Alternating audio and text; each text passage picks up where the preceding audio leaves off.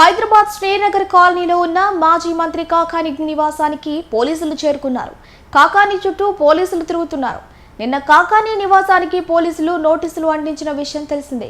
ఈ విషయాన్ని ముందుగానే పసిగట్టిన ఛానల్ 9 హైదరాబాద్ లో ఉన్న కాకాని పోలీసులు అరెస్ట్ చేసే అవకాశాలున్నాయంటూ ముందుగానే పసిగట్టిన విషయం తెలిసిందే.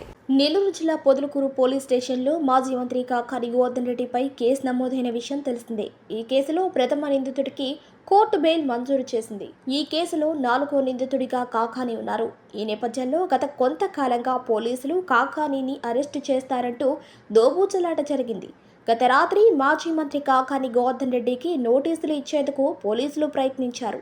కాకాని హైదరాబాద్ శ్రీనగర్ కాలనీలో కుటుంబ సభ్యులతో కలిసి ఉన్నారని తెలుసుకున్న పోలీసులు మరోసారి నోటీసులు ఇచ్చే ప్రయత్నంలో భాగంగా హైదరాబాద్ కు చేరుకున్నట్టు తెలిసింది. 120B 447 427 379 290 506 109 red with IPC section కింద పొదలకూరు పోలీస్ స్టేషన్లో కేసు నమోదైంది. ఈ కేసుకు సంబంధించి గత రాత్రి ఈరోజు 11 గంటలకు నెల్లూరు రూరల్ డీఎస్పీ కార్యాలయంలో హాజరు కావాలన్నది నోటీసు సారాంశం. మొదటి నోటీసుకు కాకాని అందుబాటులో లేకపోవడంతో హైదరాబాద్లో రెండో నోటీసు ఇచ్చే ప్రయత్నాలు చేస్తున్నారు.